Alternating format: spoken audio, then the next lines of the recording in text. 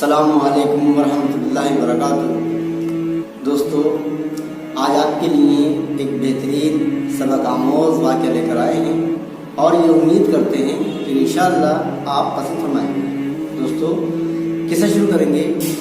ایک چور آم کے باغ میں گھس گیا اور پیڑ پر چڑھ گیا اور آم کھانے لگا۔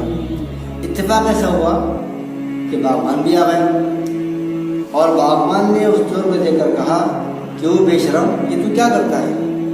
چور نے کہا کہ میں آم کھا رہا ہوں اور یہ باغ اللہ کا ہے اور میں اللہ کا بندہ ہوں، اللہ مجھے کھلا رہا ہے اور میں کھا رہا ہوں، اس لیے کہ پرندہ بھی اللہ کے حکم کے بغیر پر نہیں مار سکتا، پتا بھی اللہ کے حکم کے بغیر ہل نہیں سکتا، اس لیے میں جو آم کھا رہا ہوں مجھے اللہ کھلا رہا ہے۔ چور کی یہ بات سن کر باغبان مسکرایا اور اس نے کہا ماشاءاللہ ماشاءاللہ، آپ کی بات سے مجھے بہت خوشی ہوئی، آپ اتنے نیک اور ایسے جہالت کے دور میں آپ کی ایسی سوچ، آپ ذرا نیچے تشریف لائیے، میں آپ کے ہاتھ چومنا چاہتا ہوں، آپ کو گلے لگانا چاہتا ہوں، آپ سے مل کر مجھے بہت خوشی ہوئی۔ چور اپنی تعریف سن کر نیچے اترا اور جیسے ہی نیچے اترا اس باغبان نے چور کو پکڑ لیا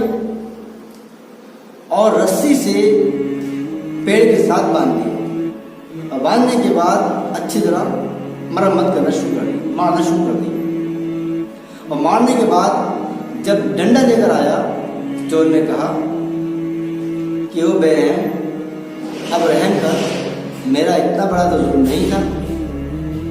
باغبان نے کہا کہ میں کیا کر رہا ہوں، بلکہ جو کرتا ہے اللہ کرتا ہے، اللہ کے حکم پر تو کچھ ہو ہی نہیں سکتا، اللہ نے حکم، اللہ کا حکم ہے، اللہ اس کے حکم کے مطابق میں آپ کو مار رہا ہوں۔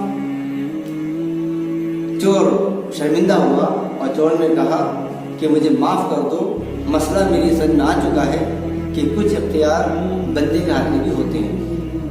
باغبان نے کہا کہ اس اختیار کی وجہ سے ہی بندہ تکلیف میں آتا ہے۔ تو دوستو، اس کہانی سے ہمیں یہ سبق ملتا ہے کہ ہمیں اللہ رب العزت نے عقل دی ہے، ہم جو بھی کام کریں سوچ سمجھ کر کریں، کیا غلط ہے کیا صحیح ہے، اس کو پہچاننے کے لیے اللہ نے ہمیں عقل دی ہے۔ دوستو، آپ سے پھر ملاقات ہوگی اس امید کے ساتھ کہ جو سنا ہے اس پر عمل کریں گے، انشاءاللہ پھر ملاقات ہوگی۔ اللہ حافظ۔